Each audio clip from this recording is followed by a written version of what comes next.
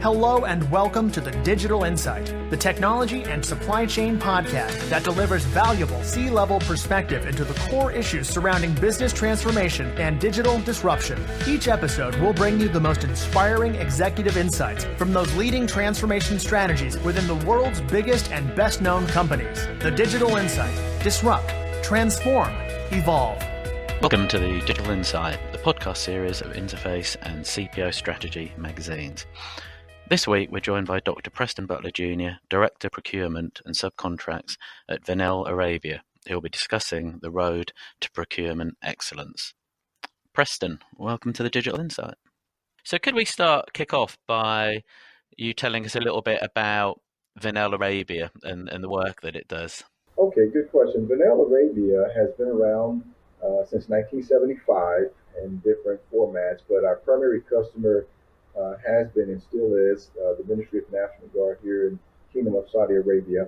We primarily provide training to their forces on guarding the kingdom, everything from tactics, military tactics, even to sustainment. And we've been doing that, like I said, for about 43 years now. The function that we've grown into is providing even additional support from a contractual standpoint with the Office of the Program Management for the United States government. So, for instance, my office does some of the work on their behalf in terms of subcontracts and other procurement type transactions. So we've sort of grown from a small organization to a relatively large organization, to about the tune of 2,200 employees here in the kingdom. And what does the procurement space look like there? Okay, so basically from a procurement standpoint, we establish formal contractual agreements, of course, using purchase orders and subcontracts, primarily with local suppliers and vendors to acquire our goods and services. And to do that, we have typically about a staff of 40 folks, both of local, nationals, and expats that make this happen. We don't necessarily use a budget, we being the Procurement and Subcontracts division, but we support the budget overall for the entire enterprise of Vinnell Arabia. And we have a finance and accounting section that typically manages the budget so that we can have separation of duties. So you don't have the folks that are preparing the contracts that's also managing or tracking the financial piece as well.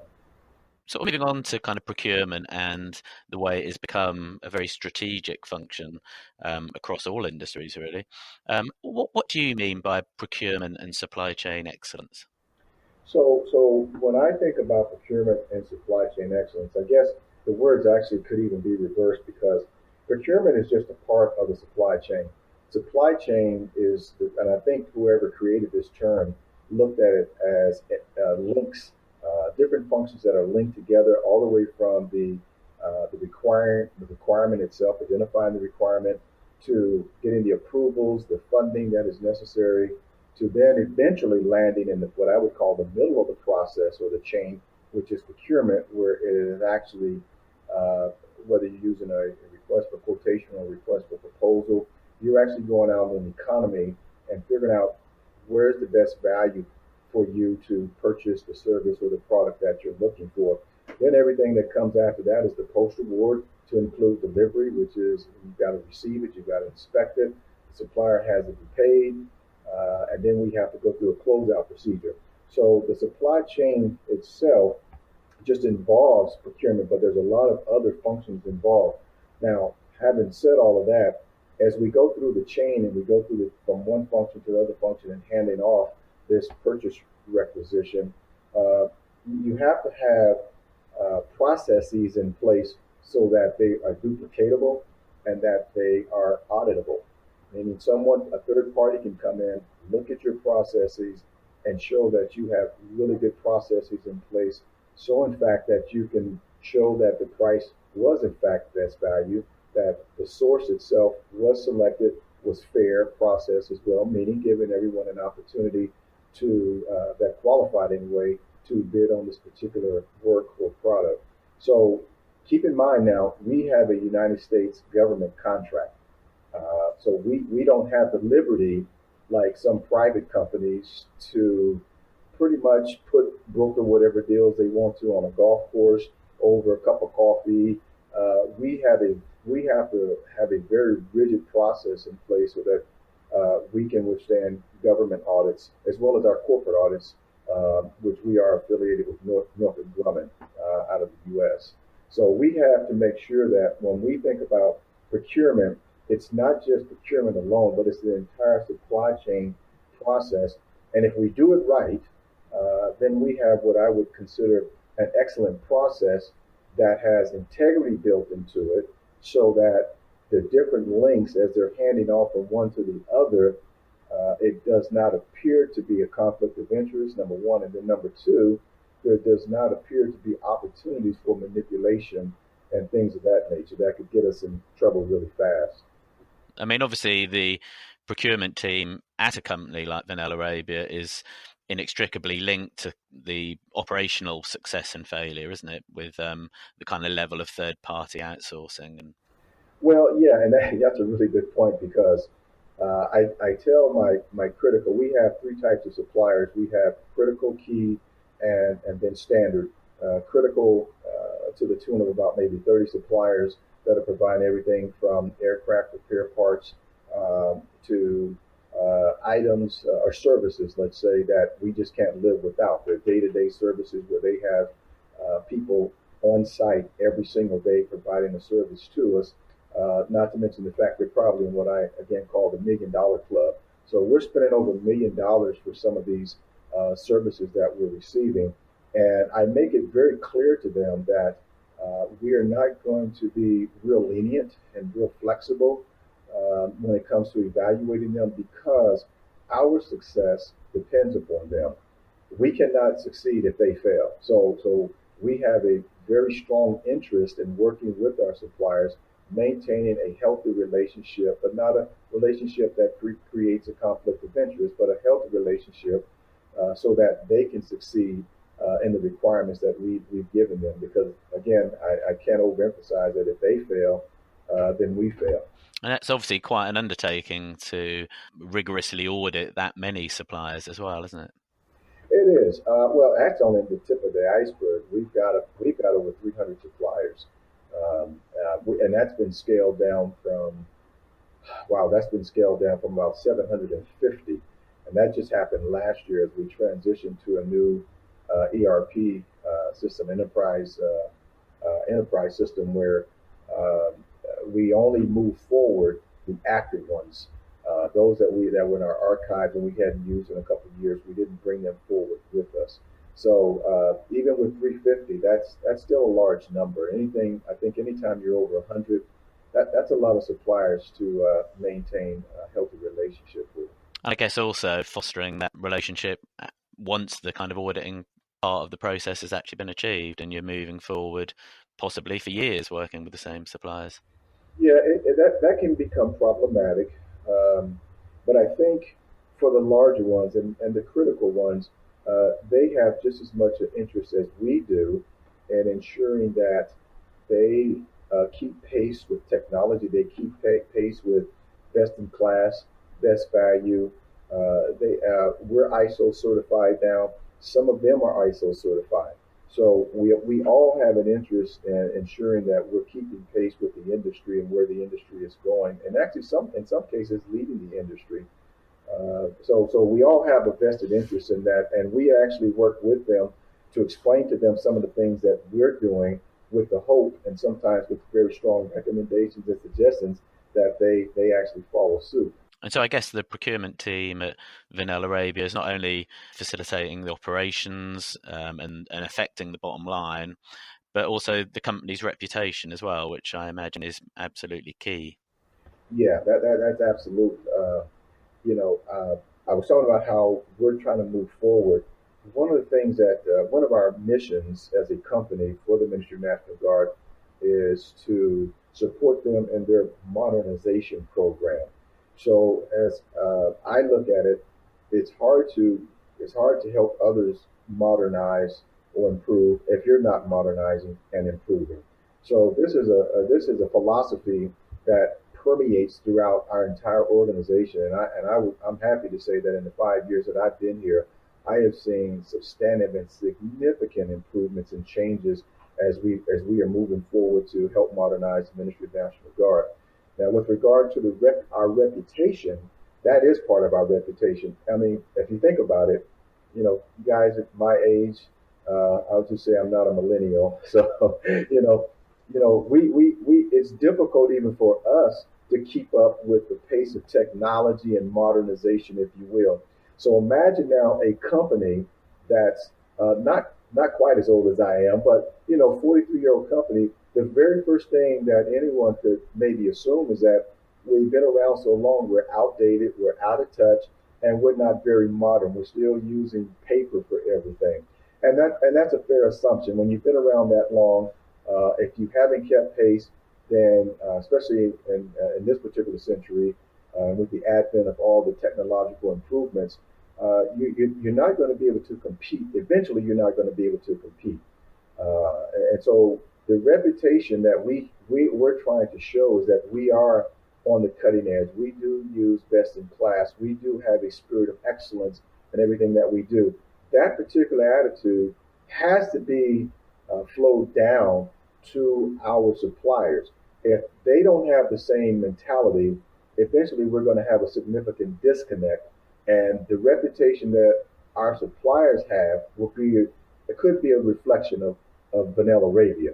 So we're trying to work very hard with our suppliers to ensure that they are up to speed on things. For instance, we're getting ready to go to e-commerce.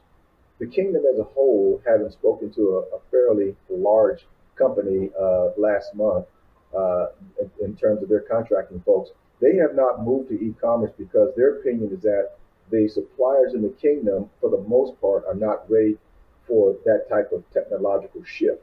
Well, we've decided, Vinnell, that we're going to go ahead and lead the effort, if you will. And I use the term lead very loosely here. I'm sure there are others doing it. But we're going to go ahead, regardless of whether the market is ready or not, and as part of our modernization outlook. So, and then it's sort of like the McDonald's model, right? You build it, they'll come. So we execute it, implement it, and then we are making the assumption that over time, whether it's 2 months, 3 months, 3 years, our suppliers will go ahead and do the same thing. And even if we have to make it mandatory, for instance, we made a change a few years ago from cash payments. Well, we don't make cash payments anymore unless it's absolutely necessary and justified. So you're either on EFT, electronic funds transfer, or, which is the best case scenario. The second case would be we will write you a check. That's a little old fashioned. And then the third, and in my opinion, the worst case scenario is we'll pay you cash, because you have to be careful, and you have to have more checks and balances, if you will, manual checks and balances. And as I call it, the rule of two. You always have two guys on your team, two guys on their team that's involved in that particular cash transaction. So there's a witness that there was no impropriety that happened with the transfer of the cash from the company to the supplier. So the suppliers absolutely have to have a good reputation, because if they have a scandal, then we have a problem. So we do our best to mitigate those particular situations. I see. And you mentioned certainly how the procurement space at Vinnell is being modernised and refined. Are there any sort of other examples of any sort of transformation going on at Vinnell within procurement? Oh, absolutely. So the first thing I mentioned just a minute ago was a new enterprise resource planning system, ERP. We just implemented that in October of 2018. And so we're still working through some of that, because, as you can imagine, it's not as simple as it sounds when you take out a system you've been using for 10 years and put another one in. So we're still in the first year, the infancy stage of using that system, but it's showing that it has more functionality, and it's very scalable and customizable. So that's something that we've done just recently. In addition to that, in terms of transforming the way we do business, we just recently, again in 2018, went through the AS 9110 and ISO 9001 certification audit and was successful in that regard. And that's a nice one because it's an international standard that no matter where you are, who you're talking to, it will resonate with your audience. And so that provided, we're already pretty much standardized in how we do what we do, but this made it even more so. So once you lock your processes, your forms and everything else down, you can't manipulate it because the system is built where if you do manipulate it, it's going to catch it. Whether it's the system or whether it's a human, it's going to be caught. So that was a nice add that we did last year. In addition to that, I can say since 2014, we have revised, maybe upgraded our SOP, our standard operating procedures, 3 times in the spirit of excellence and chasing the idea that I perpetuate within the division called going from good to great. Always saying, okay, we're good today, but can we be better? And what does great look like? You know, this is good, but what does great look like? And to be honest with you, that's not necessarily a goal as much as it is a mentality. It's sort of an overtone that you send out throughout the organization so that your workforce, your professional procurement officials sort of understand that even though we get through an audit with no findings, even though we've implemented some new procedures and processes, we still understand there's always room for improvement. So it always kind of keeps you alert and you bring your A game to the office every day. One of the other things that I would say that we did not too long ago is we did our own manpower study. Most people use a third party, but I did it internally, and we were able to, and I'll use this term that's probably overly used, but we were able to right size the organization. So the company grew, as I mentioned before, the company grew significantly because we were only dealing with the ground forces for the Ministry of National Guard. And in 2013, we added the aviation, and we really didn't understand the significance of the increase in workload. So when I showed up in 2014, we were able to take a look at that and figure out if we had the right mix, not only in number of people, but also in terms of the compositions of subcontract managers, buyers, senior buyers, all of those things. So again, chasing this thing called excellence and figuring out how do we be better tomorrow than we are today. So those are one of the things we did. And with that, we had to make sure that we were strategically linked to and aligned properly with our business units, both the ground support and also on the aviation side. Once we understood their mission, once we understood where they were going in the out years, we were able to make adjustments. So once again, we were strategically aligned with them so that when they had missions, whether it was, say, on the southern border, northern border, or either just training activities, we were always pretty much able to support without a lot of interferences and hiccups. So those are some of the things that I know recently that we've been able to do over time. I see. And just in terms of what your department is actually acquiring and procuring for Vinnell, what kind of things could that be? You know, I mean, obviously it must cover a vast range of different products and supplies and trade skills. It does. Matter of fact, if you can think of it, we're probably purchasing it. We cover everything literally from paper, all office supplies so that people can do their administrative duties, all the IT in terms of computers, copiers, printers, even plotters, because they do big plotting for the Ministry of National Guard. We also are responsible for all the services and lease agreements. So we have a large amount of leases when it comes to vehicles and housing accommodations for our expats. So we're responsible for all of that. I always use the phrase, take a look around you and then go outside and look around, and everything basically you see, except for the hard buildings, we basically purchase it or lease 100% of it. We're the only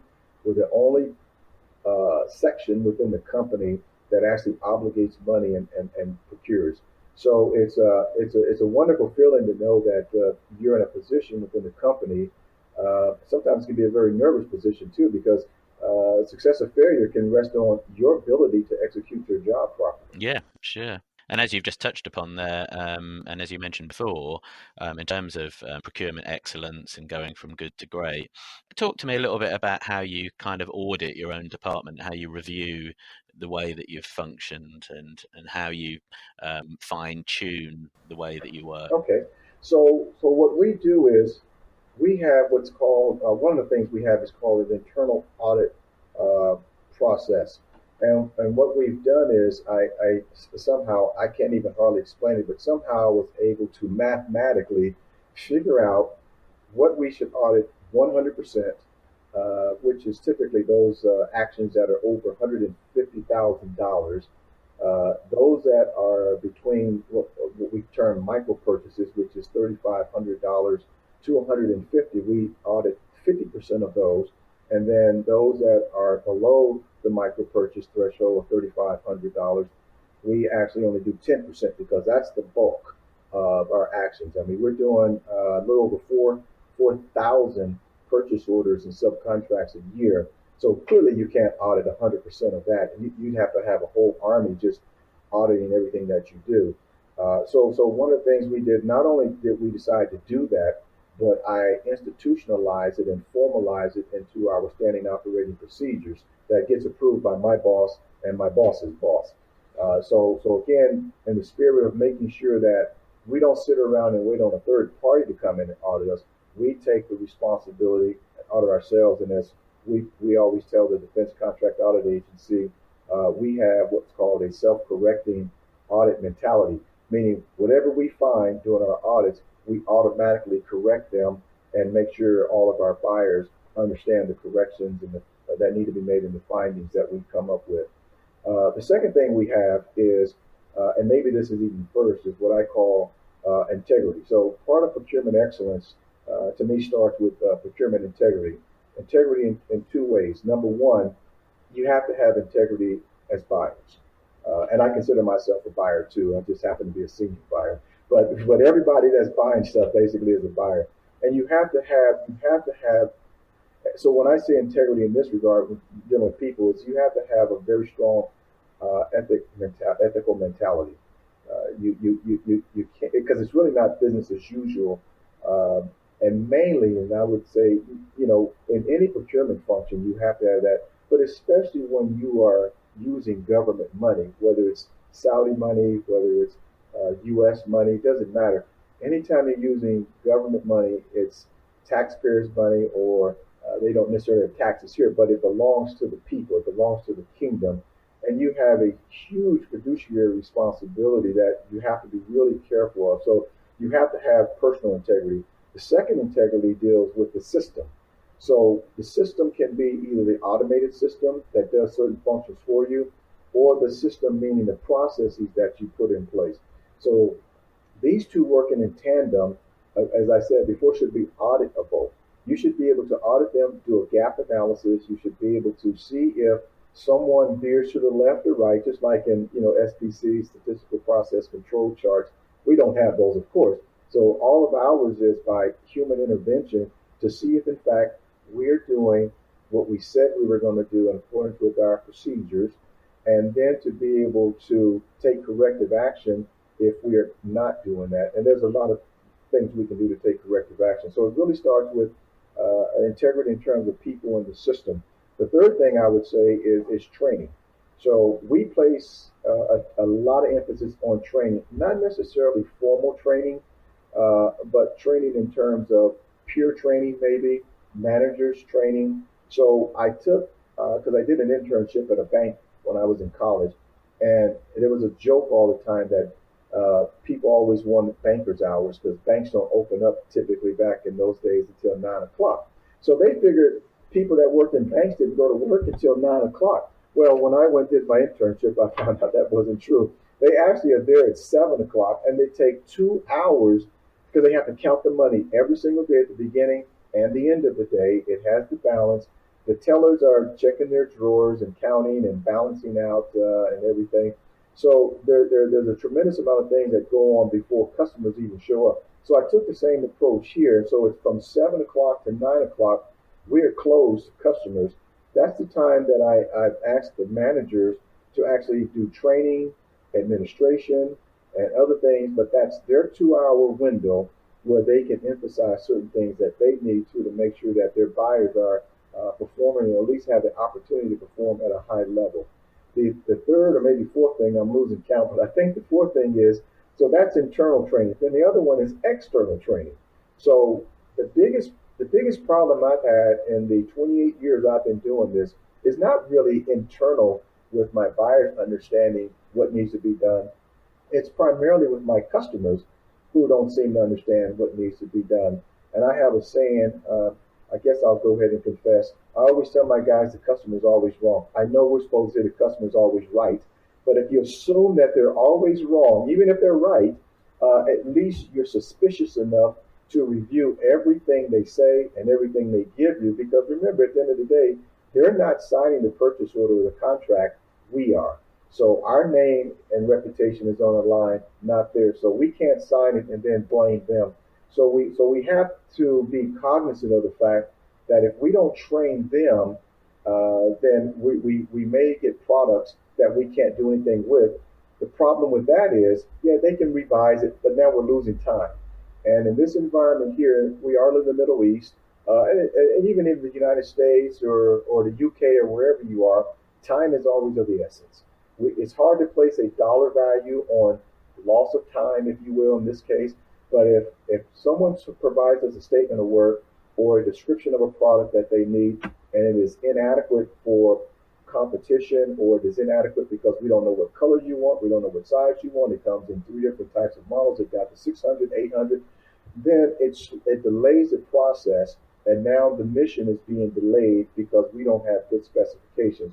So it behooves us on our end to help the front end of the process. So by the time we get it on the back end, we do not have to hesitate because we already know that we're getting a good purchase requisition that we can move forward with. And then the last thing I would say is that in terms of training is we have, those of us in the procurement profession, we have a responsibility to make sure we understand and keep up to date on regulatory compliances as well as legal compliances, which really are two different things. The legal deals with laws, of course, things that are non-negotiable. They're not flexible. They're black and white. They are what they are. Regulations, however, or policies and things of that nature are written by someone, normally within the company, that says, here's how we're going to do business. Well, he who writes can modify. So if we write it, it can always be modified based upon new information and et cetera, et cetera.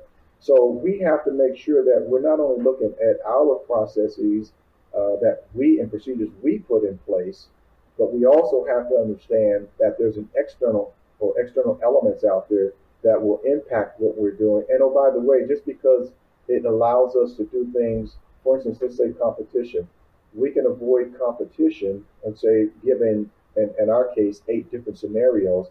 But the Kingdom of Saudi Arabia came out in 2004, and I didn't know this when I got here. I learned this a couple of years after I got here. One of the King's decrees was that they believe monopolistic situations or agreements are illegal. And therefore, we had to retract a particular policy that we had in place where we were allowing distributors to have exclusive deals with OEMs.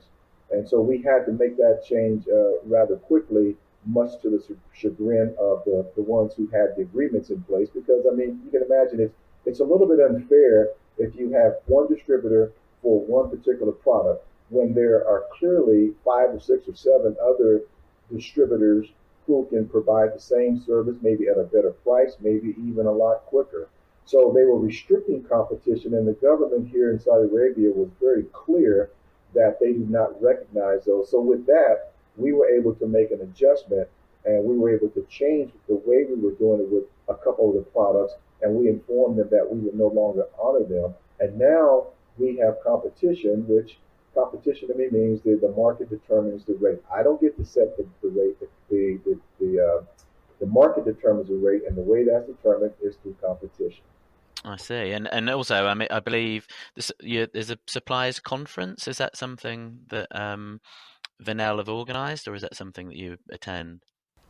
Both. So mainly the one we've only done one so far, and I think it was maybe I'm a little biased, but I thought it was a huge success.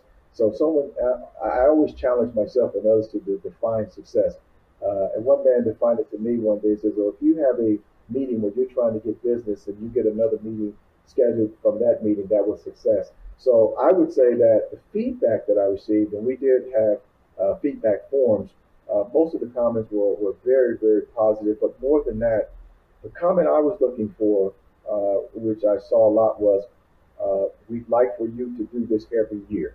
Okay, so the first one was more us providing them information on how we do business at Vinnell, which means this is how we need you to do business, so we're all successful.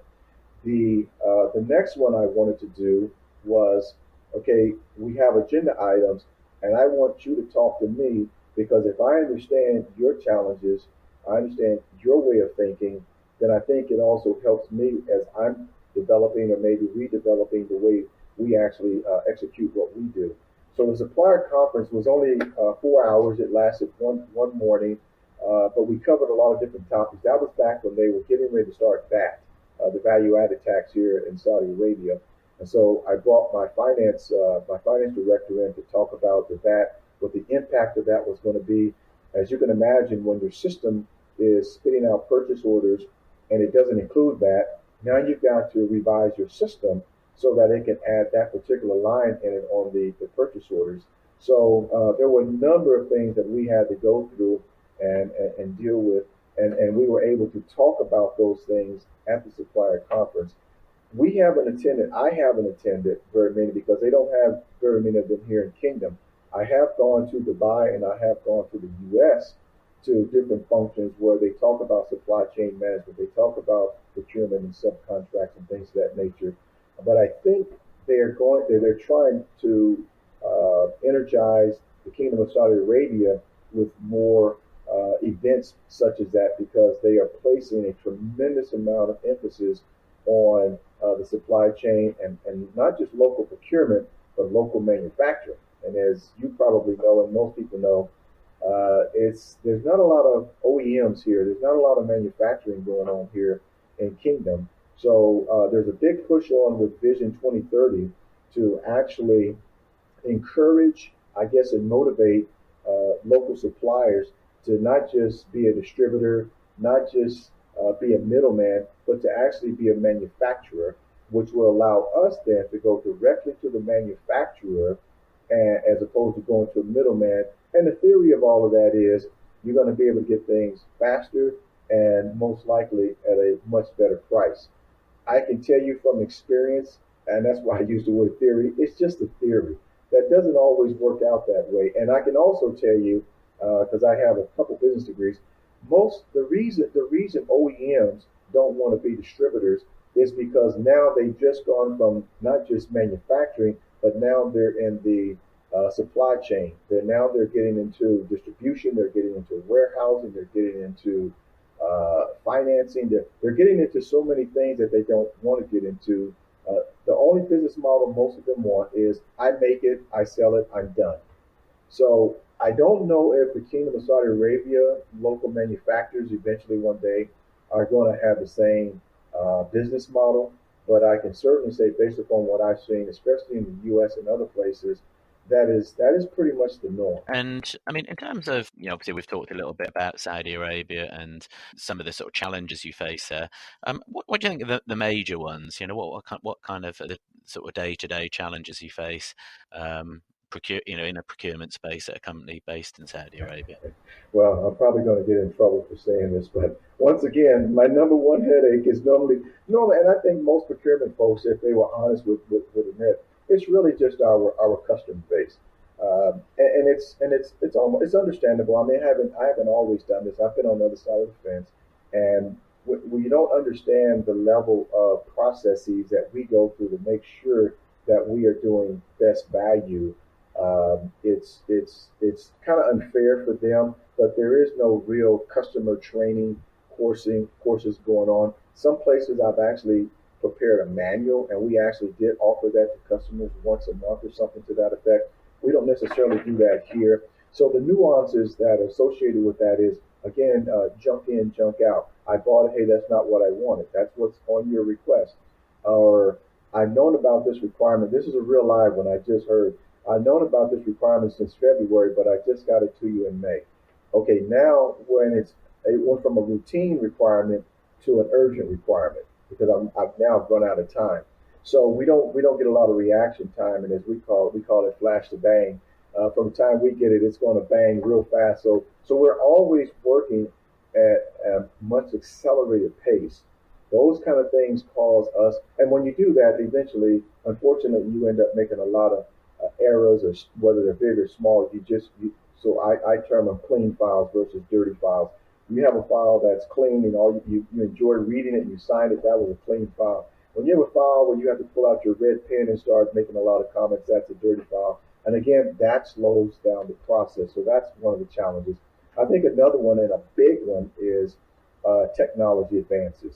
So everyone is trying to figure out, and this is, everyone, no matter whether you're doing procurement, whether you're doing warehouse stocking, it doesn't matter what you're doing. Everybody's trying to figure out how can we leverage technology to streamline our processes, save money, affect the bottom line, to streamline the distribution channels.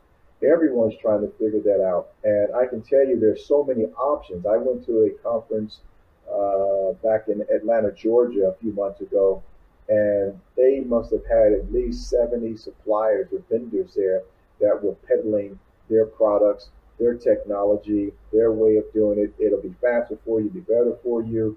So it's really difficult to sift through all of that and figure out what is the best buy.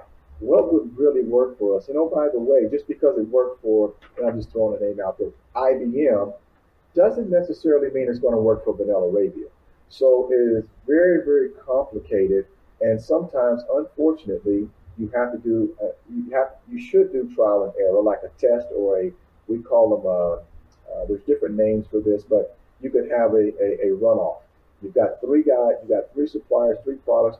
You let them demonstrate, and you do a sampling of each one to see which one you like the best. Or either you just take the plunge, like we typically do, and most companies do, because it's very expensive. I mean, we're talking millions of dollars that you're getting ready to invest in some type of technology to improve the way that you do business. So that's always, and I think that's always going to be a challenge. One of the things that I took away from the conference was AI. So this idea of artificial intelligence inserted into the supply chain process. What does that look like? Can that be implemented here in Saudi Arabia? Is Saudi Arabia ready for it? Is the infrastructure ready for it? Everybody wants to do cloud-based, but now you have integrity issues, and now you have security issues with your data because it's up on the cloud. Can someone gain access to that, which gives them an unfair advantage or sabotage? So there's a number of things I think in that particular area that are good, and hopefully we can capitalize on. But at the same time, there's a tremendous amount of risk that we have to certainly keep in mind. And obviously, we've talked about the changing role of procurement and indeed of CPOs and the procurement function of many businesses. Do you still think there's a lack of understanding of the role of CPOs? Sure, there's a little misunderstanding. When I think because I don't think maybe we do a good enough job, and I can say this from experience. When a procurement professional comes to work, they just come to work to do their job. They're not really interested in attaboys and pats on the back and going to meetings and everyone saying, we just love our procurement guys. They've just done so much for us. They've made sure that we have adequate housing. They lease vehicles. They make sure that we don't run out of paper. They keep the ASL, the authorized stockage list, in the warehouse full. Whether people say that or not doesn't really matter to us. But what I notice in most instances, and even Vinnell Arabia, we don't say a lot. And when we do our own assessments, we don't put a lot on paper that says, here are all the good things that we did to ensure the company's success. And so when everybody else around you mind you, is doing that, and theirs is 4 pages long and yours is 1 page long, the impression from the top leadership could be, not necessarily, but could be, everyone else is doing 4 times more than you are, right? The same analogy can be made with, if we do 300 purchase orders this month, but the next month we do 50 purchase orders, the interpretation of that, just based on numbers, is you didn't do as much and it may have as big an impact this month as you did the previous month. Well, that depends. Maybe these were much more complex. Maybe the value of these was higher. There's so many variables, and I think unfortunately, most people who've never worked in this area really don't understand or appreciate the number of variables that are involved and literally almost every decision you have to make. And what do you think makes for a good CPO? Wow, that's a pretty loaded question. What makes for a good CPO? Well, it's kind of interesting. I have something up on my wall that I try to live by. The title of it is Leadership. And the number one bullet that I have is there's 14 different things I try to keep it up to remind myself. And the very first thing says, be competent and professional, know your job and do it. And that's pretty much universal, whether you're doing procurements or anything else, but especially procurements, because as I said, there's a ton of factors, whether they're regulatory, legal, compliance, customer base, company policies.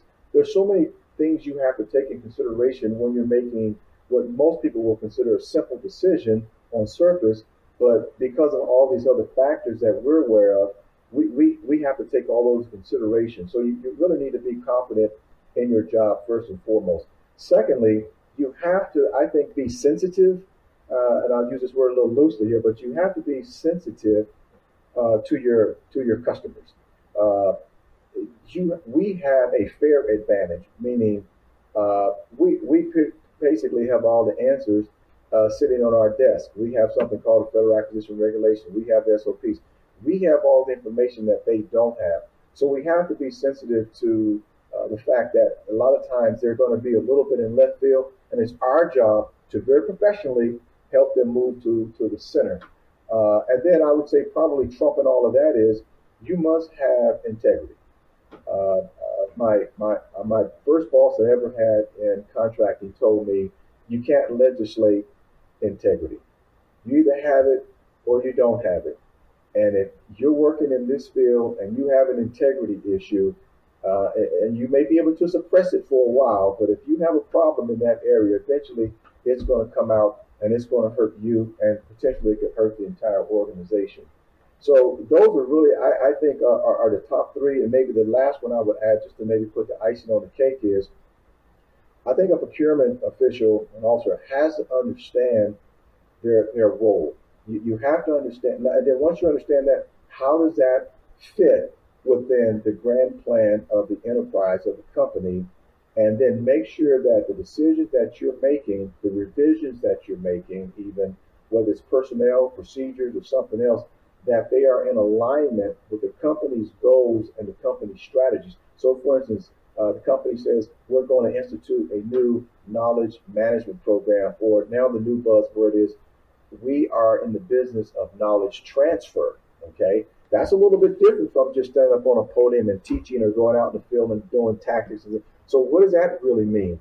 So we can't allow the company to grow, to prosper, to move out in a different direction, and we stay there trailing and not understanding what's going on. So part of the leader's job and the procurement side is to make sure we're really close to the business functions and also to the business units. We have to understand their business. And once we understand their business, now I think we're in a position to support them and move, actually, again, with this philosophy I have, from moving from good to great. We're only good today, but tomorrow brings on new challenges, and we have to figure out how do we go down this path of getting great, so that when someone talks about and asks for your opinion of your procurement office, it's positive as opposed to negative accolades. I would say one of the things I would also say, I guess, about this particular area. So you asked what makes for a good CPO. One other thing I would say, and maybe it's obvious in my tone, is you got to enjoy what you're doing.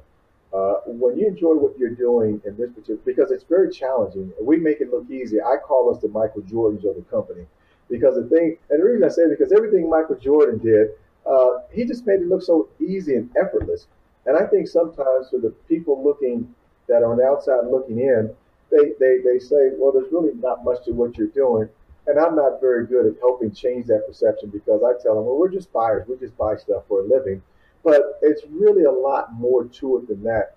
And I think to some degree, we owe it to those that are on the outside opportunities to educate themselves by things that we say, by messages, maybe even if it's just an email that we send out. Take the time to help them understand, and not just understand, but to some degree appreciate the value that we bring to the table. Because it sounds really nice to say, okay, procurement and supply chain excellence, a business enabler, and because that's actually what we're doing. Because if they don't have the paper, they can't print. If they don't have the printer, then they really can't. If they don't have a computer, then they can't do email, unless they do it on their phone, of course. But then that's not as efficient as doing it on a computer. So I think in the long run, hopefully, eventually, our profession will get to a point where the guys that are sitting in the closed door meetings, we will get a seat at that table, and the value that I think we bring will be more than just, oh, they're just buying stuff for me. I think we bring more to the table than I think most realize. We are, according to definition that I've read somewhere, that we should be business advisors, and we should be part of the entire strategic plan for the organization, because when you put the plan together, someone has to buy something. The plans just don't, you can't execute a plan just out of thin air. And you normally can't do it with indigenous assets. Normally you're going to have to acquire something else, maybe even some new talent, which is an HR function, of course. But normally you have to acquire some extra stuff. And that's where we come in. And we can talk about long lead times. So if it's going to take us a year because something has to be assembled, which we deal with all the time, especially on the aviation side, we have to bring those things to the discussion. So I think, like I said, you have to really enjoy what you do, because it can be very tiring. It can be very stressful. And so it's funny, because I always walk outside I don't always walk, but when I do walk outside my office, I can always trust I'm going to have some buyers standing outside taking a break. Because you have to. This can really wear you down, because there's a lot of pressure on you to get it right, and to get it right the first time. We're not the customers, we're the executors. Customers can keep trying till they get it right, but we're the folks that have to execute it, and they expect us to get it right the first time. So you have to have a spirit of continuous improvement. Like I say, we're good today, but how do we get to excellence? How do we improve what we're doing, and then stay on top of the changes that are out there, and see what you can take advantage of, and be opportunistic to improve what you're doing on a daily basis. So that's the way I look at it. You come to work every day. Someone said if you really love what you're doing, you're never really working. And so that's the mentality that I try to have when I come to work, so that the pressure of the job really doesn't get to me. So I believe 98, maybe 99% of our really close partners, meaning that we do business with pretty much on a day-to-day basis, are right here in Kingdom, which is a definite goal. We actually track our KSA versus non-KSA spending. I count every single month how many purchase orders I do with local suppliers versus non-local suppliers, because that's a very key point to me. And so the ones that we do business with on a routine basis, like I said before, they're key to our success or failure. And fortunately, so far, we haven't had a lot of failures, meaning partners that have failed. So we've done a pretty decent job of reaching out and getting the ones that are very reputable. We're not resting on that. We have tweaked our requirements to do business with Vinnell. As a matter of fact, just as late as yesterday, we were revising our combating trafficking in human persons certification for our suppliers. We're also adding a FCPA, which is a Foreign Corrupt Practices Act, certification for our suppliers. That will be 100% of our suppliers. We'll have to certify every single year. And those who wish not to, then they just told us they don't want to do business with us. So we're raising the standard. And thankfully, the ones that are sticking with us and working with us, they're raising their standards too. So I certainly appreciate all the hard work and because these guys actually make us look good. I mean, I'm just going to be very, very honest about it. If we need something tomorrow, which happens every now and then, and we reach out to them, these guys are more than happy to do that. And oh, by the way, most of the time, not even at a premium. You know, when you need something real quickly, you have to pay a quick premium, but they're more than happy to do it at the normal rate. And so we're very, very appreciative of the suppliers that we have here in Kingdom and, oh, by the way, abroad as well. No, I just want to reach out to CP Strategy Magazine and say thank you for giving us this opportunity, giving me this opportunity to talk about Vinnell Arabia and more specifically the procurement and subcontracts operation that we have here. I love it. I get up every day happy to come to work, and it's even hard for me to leave. I normally leave well after the normal hours because I really do enjoy what I do here, and hopefully I've been able to share some ideas and some thoughts that will not only be helpful for my organization, but also for those who get a chance to hear this. Well, thank you very much. Thank you for listening to the Digital Insight Podcast in association with theinterface.net and cpostrategy.com. The Digital Insight is brought to you by B2E Media Limited. We hope you enjoyed this episode. Please remember to subscribe, rate, and review, and don't forget to check out our podcast archive at www.b2e-media.com/podcast.